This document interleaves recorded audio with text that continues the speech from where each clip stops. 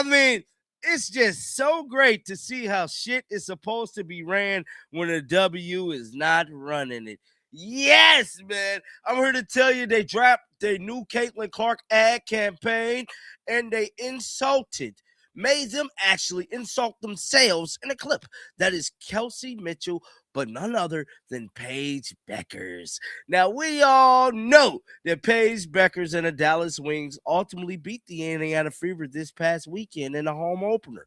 Now, with that being said, Caitlin Clark didn't look like herself in the first half of the game, but slowly in that second half, she got the cooking. And just like they say, when she make one, you might as well get it ready because there's a lot more following it, man. Let's be perfectly clear. Network USA is facing the kind of intense backlash that simply does not fade away.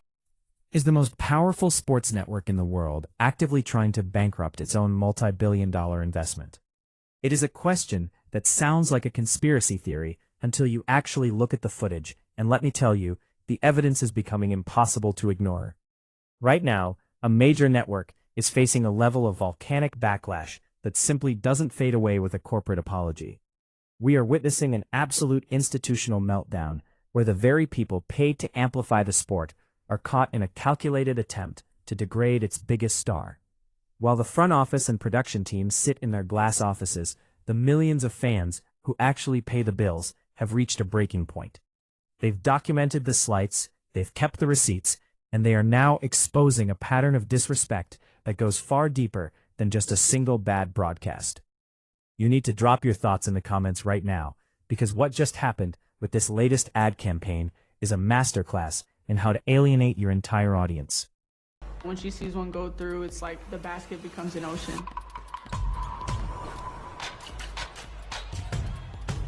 From downtown in her town. Cece's powerful. She has the world in the chokehold.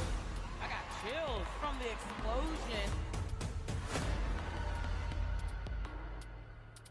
So that is the ad, man, that they put out, and I'm telling you right now, they ain't happy. They ain't happy about this. Hell no. Let's read some of the comments, man. God said, I like that music sound beat. It's like Dark Danger coming to be right. Nice words, correct words from Paige and Kelsey overall. Good symbolistic. The internet is currently on fire over a new promotional spot that hit the airwaves, and the timing could not possibly be more deliberate. This wasn't some feel-good commercial designed to celebrate the growth of the game. It was a cold, high-production piece of marketing that put two specific players front and center, Paige Beckers and Kelsey Mitchell, while the most dominant record-breaking player in the league was conspicuously, damn near surgically, removed from the frame. The imagery was dark, intense, and almost foreboding. The message sent was crystal clear. The network is looking for a new face of the league, and they've decided it isn't going to be the girl who single-handedly filled every arena last season. Fans were quick to point out the symbolism, calling the vibe Dark Danger. But the question we all have to ask is, why? Why would a network with full visibility of the ratings and the skyrocketing jersey sales choose to build a campaign that orbits around players whose appeal doesn't even come close to matching Clark's on an objective level? Hold on, we got copyrighted last time. So this is the footage, man, of Caitlin Clark at this Morgan Wallen concert, man. And a lot of people was hella mad about this. This made the headlines, man. And it's crazy to me that people really went out their way to make this a bad thing. So anytime there's something involving Caitlin Clark, something I've been noticing, they have been figuring out ways to strategically, make this into something negative. Now, Yahoo Sports put out this article, man.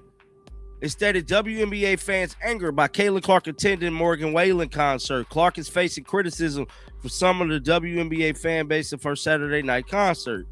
Third-year Indiana Fever star lost to the Dallas Wings, which we already know. We don't need to get into that. Now, Wallen has made a habit out of walking out with athletes and celebrities ahead of his concert. He's done it with Peyton Manning, Nick Saban, Kirby Smart, and many others. We're talking about the people who tune in for every single game. But that wasn't the whole story. Because what happened on the court just days before makes this ad even more insulting. Paige Beckers and the Dallas Wings just walked into Indiana and beat the Fever in a highly contested home opener. While Caitlin Clark didn't quite look like herself in the first half, by the second half, she was absolutely cooking. Just like the experts say, once she sees one go through, the basket becomes an ocean. Yet instead of celebrating that comeback, or the sheer power she has over the world right now, the network chose to elevate the rookie who just beat her. It feels like a deliberate attempt to crown a replacement face of the league before the current one has even finished her third year. The optics of this are a total nightmare, especially when you realize that the featured players in the ad have fan bases that are often vocal in their hostility toward Clark. Does the network not see how that lands with the audience they are supposed to be serving? And what happened next would shock everyone as the media machine pivot to a completely ordinary celebrity appearance to manufacture a controversy. This past weekend, Caitlin Clark attended a Morgan Wallen concert, walking out with the artist in a well-established tradition that some of the most celebrated names in sports have participated in. We are talking about NFL legends like Peyton Manning and college royalty like Nick Saban and Kirby Smart. When they did it, it was a cool crossover and a fun cultural moment for the highlight reels. But the second Caitlin Clark does it, suddenly, it's a headline of anger. Major outlets like Yahoo Sports ran with angles designed to paint her presence as something controversial and worthy of criticism. This is the definition of a double standard. If the tradition isn't the problem, and the hosting artist isn't the problem for the men, then what exactly is being criticized here? It reveals an underlying motivation to keep a dark cloud hanging over a career that deserves nothing but celebration. This pattern of strategic minimization is where things get truly dangerous for the league's bottom line. The WNBA just scrambled to finalize an 11-year media rights deal worth an astonishing $3.1 billion. That is 1.5 times their previous deal, and it's a direct result of the Clark factor. But here is the kicker. The networks aren't stupid. They've built in reset provisions that kick in after the third season in 2028. This means they have a legal escape hatch to renegotiate the terms and costs if the ratings tank. The networks are essentially telling the league, we are paying for the Caitlin Clark audience, and if you mismanage her to the point that they stop watching, we are taking our money back. Advertisers who paid for guaranteed viewership will demand make-good ad space on other programs if the WNBA fails to deliver the promised numbers. The league is one bad coaching decision or one mismanaged star away from a catastrophic financial domino effect. So why would the WNBA and its pretend friends in the mainstream media continue to push this narrative? The answer lies in the league's identity as an equity league. They pride themselves on inclusion and the idea that everyone is a star. But in the real world of professional sports business, everyone is not a star. To diminish your only true global icon to make the Brussels sprouts feel equal is organizational malpractice. The agenda is becoming thick, and we have to say the quiet part out loud. There is a segment of the old guard that thinks the tea is better without the straight white girl being the centerpiece. They are trying to spread her drawing power throughout the league like peanut butter on a sandwich, but all they're doing is making the whole thing taste worse. The hate is real, and it has absolutely nothing to do with her basketball skills. Who was sitting in that production truck? Who had their hands on that broadcast and decided it was a good idea to sideline the primary ratings engine? The failure here isn't individual. It is institutional. The mainstream WNBA media is frankly gutless. They are so afraid of losing locker room access that they will publish whatever sanitized press release gets handed to them. They won't ask the hard questions about why she's being used as a decoy, or why the social media team goes weeks without posting her. If you ask a hard question in a league this small, you lose your job. So, everyone plays along with the fiction, while the actual fans watch their investment get destroyed by incompetence. The reckoning is officially here. This fan base is not like the old fans.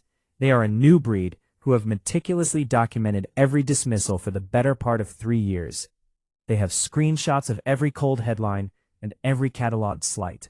This time, the network didn't just make a mistake. They handed the fans the most damaging receipt they've ever had. Transcendent talent does not need a racial explanation, and pure entertainment value doesn't either. Fans are drawn to players who make the game feel alive, and that is exactly what Clark does every single night. The audience is not going anywhere, and they are demanding real, tangible accountability from the most powerful media brands in the world. The WNBA better hope that Caitlin Clark stays healthy and dominant despite the chaos in Indiana. If she doesn't, those networks will pull that 2028 ripcord and never look back. The story unfolding right now is bigger than one network or one poorly handled ad campaign. It's a battle for the soul and the financial future of the league. Make sure you hit that subscribe button and turn on notifications, because we are the only ones calling a spade as this story develops. Let me know in the comments. Is the network actually trying to sabotage her, or is this just a series of accidental creative choices?